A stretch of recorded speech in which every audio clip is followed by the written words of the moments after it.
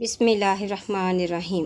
ناظرین، آج کی اس ویڈیو میں امام حسن مجتبیٰ کی ولادت اور ان کی شہادت کے پیچھے کیا پس منظر تھا اس کو بیان کروں گی۔ حضرت امام حسن علیہ السلام پیغمبر اسلام حضرت محمد مصطفیٰ صلی اللہ علیہ وآلہ وسلم اور حضرت خدیجۃ الکبریٰ کے نواسے، امیر المومنین حضرت علی اور سیدۃ النساء فاطمہ الزہرا کے فرزند امام حسین جناب زینب ام کلثوم کی حقیقی بھائی تھے۔ اب 15 رمضان 3 ہجری کی شب بمقام مدینہ منورہ ظہور پذیر ہوئے۔ آپ کو بھی خدا تعالیٰ نے عالم میں معصوم، منصوص، افضل کائنات اور عالم کائنات قرار دیا۔ ولادت کے بعد آپ کا اسم گرامی حمزہ تجویز ہو رہا تھا، لیکن بحکم خدا پیغمبر اسلام نے حضرت موسیٰ کے وزیر ہارون کے فرزندوں شبیر و شبر کے نام پر آپ کا نام حسن اور بعد میں آپ کے بھائی کا نام حسین رکھا۔ ماہر علم و نسب علامہ ابو الحسین کا کہنا ہے کہ پروردگار عالم نے سیدۃ النساء کے دونوں شہزادوں کے نام اہل عالم کی نگاہوں سے پوشیدہ رکھے تھے، یعنی ان سے پہلے پوری کائنات میں حسن اور حسین کے نام سے کوئی مسموم نہیں ہوا تھا۔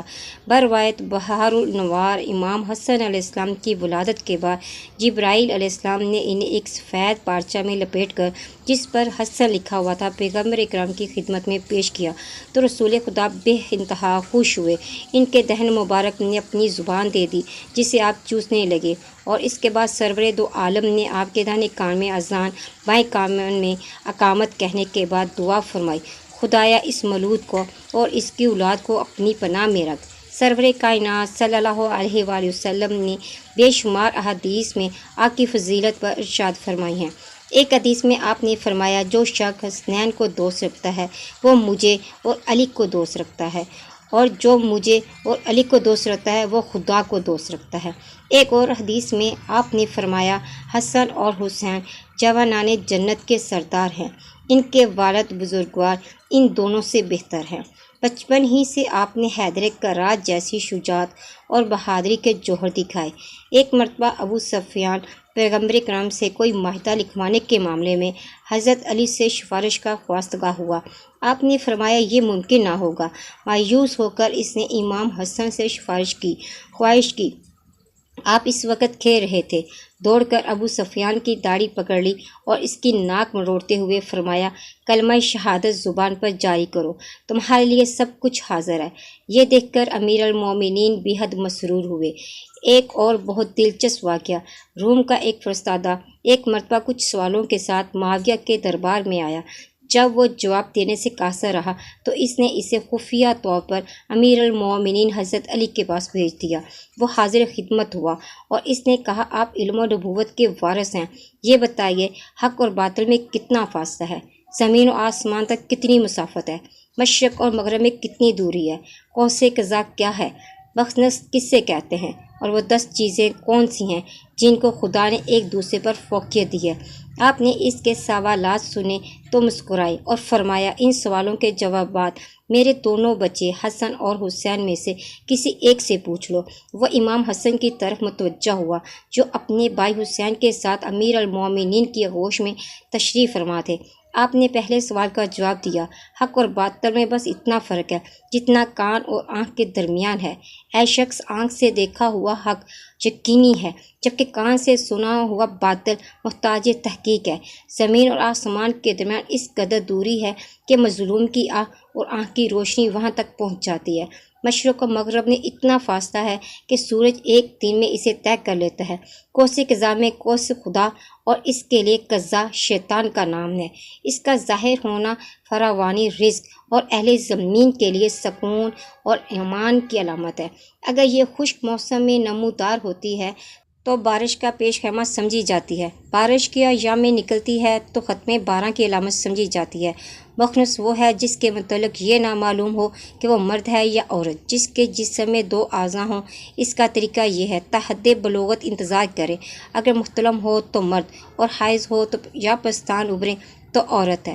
اور وہ 10 چیزیں جنہیں ایک دوسرے پر فوقیت ہے وہ یہ ہیں، پتھر ایک سخت ترین شے ہے مگر اس سے زیادہ سخت لوہا ہے جو پتھر کو کاٹ دیتا ہے، لوہے سے زیادہ سخت آگ ہے پھر اسے پگھلا دیتی ہے، آگ سے زیادہ سخت پانی ہے جو اسے بجھا دیتا ہے، پانی سے زیادہ سخت ابر ہے جو اسے اپنے کاندھوں پر اٹھائے پھرتا ہے، اس سے زیادہ سخت ہوا ہے جو اسے ایک جھٹکے میں ابر کو اڑا کر لے جاتی ہے۔ ہوا سے زیادہ سخت وہ فرشتہ ہے جس کی وہ محکوم ہے، اس سے زیادہ سخت ملک الموت ہے جو ہوا کے فرشتے کی بھی روح قبض کر لے گا۔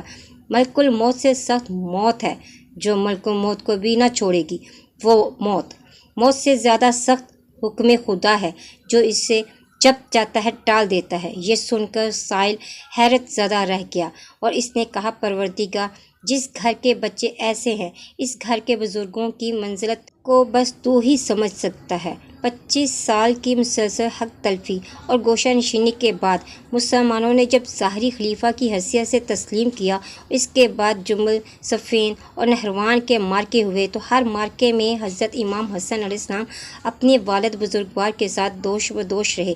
جس وقت امیر المومنین حضرت علی علیہ السلام کی شہادت واقع ہوئی، اس وقت امام حسن علیہ السلام کی عمر 37 سال تھی۔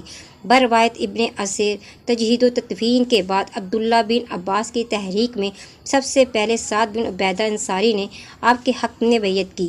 اس کے بعد 40,000 مسلمانوں نے آپ کی بیعت سے مشرف ہو کر اپنی وفاداریوں کو آپ کے خلافت سے وابستہ کیا۔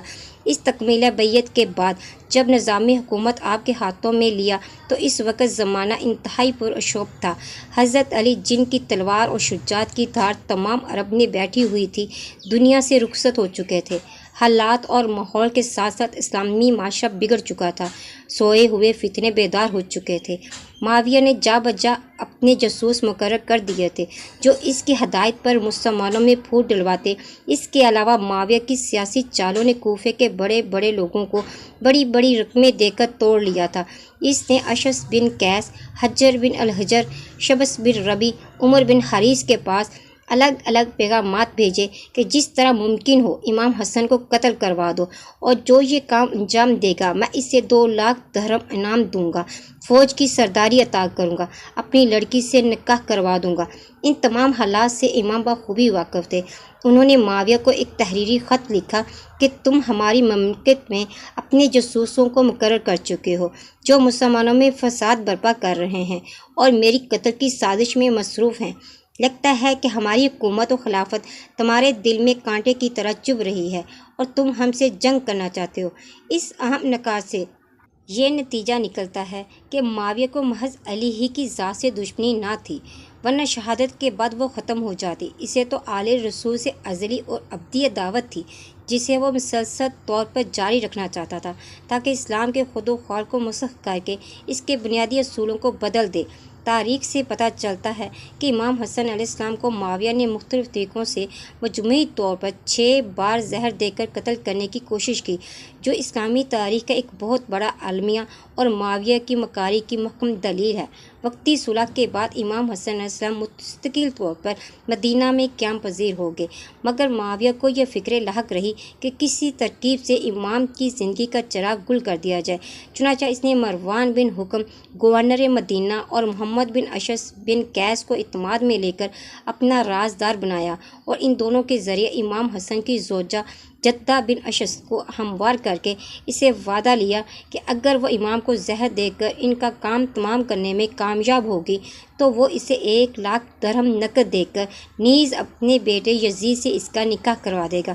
چنانچہ اس نے محمد بن اشعث کو، جدہ کا جو حقیقی بھائی تھا، اس کے ہاتھ جدہ کو زہر بھیجا جو معاویہ نے خصوصی طور پر امام کو شہید کروانے کے لیے روم سے منگوایا تھا۔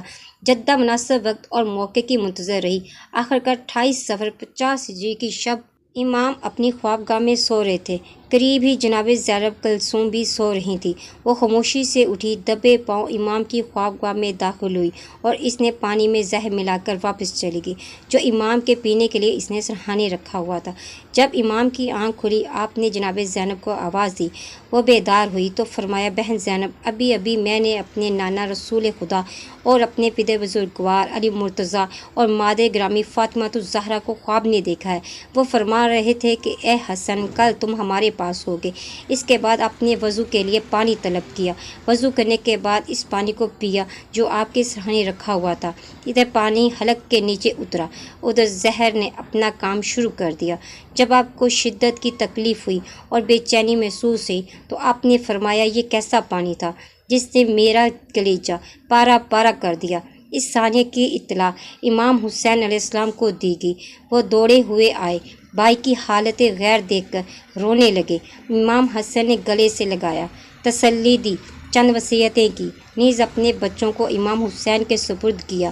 اس کے بعد زینب اور کلثوم کو اپنے قریب بلا کر ان کے سروں پر ہاتھ پھیرا اور آنکھیں بند کر لی۔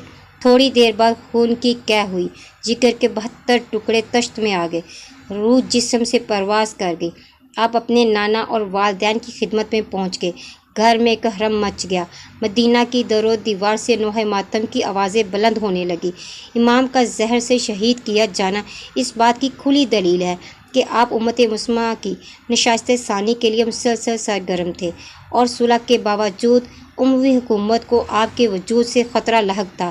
اموی گھرانہ آپ کی ذات سے ایک نئے انقلاب کا خطرہ محسوس کر رہا تھا۔ ناظرین، ان چند منٹوں کی ویڈیو میں آپ کی حالات زندگی کو بیان کر پانا میرے تو کیا کسی کے بس کی بات نہ ہوگی۔ مزید اسلامی ویڈیوز کے لیے میرے چینل کو لائک اور سبسکرائب کریں۔ ملتے ہیں نیکسٹ ویڈیو میں، فی امان اللہ۔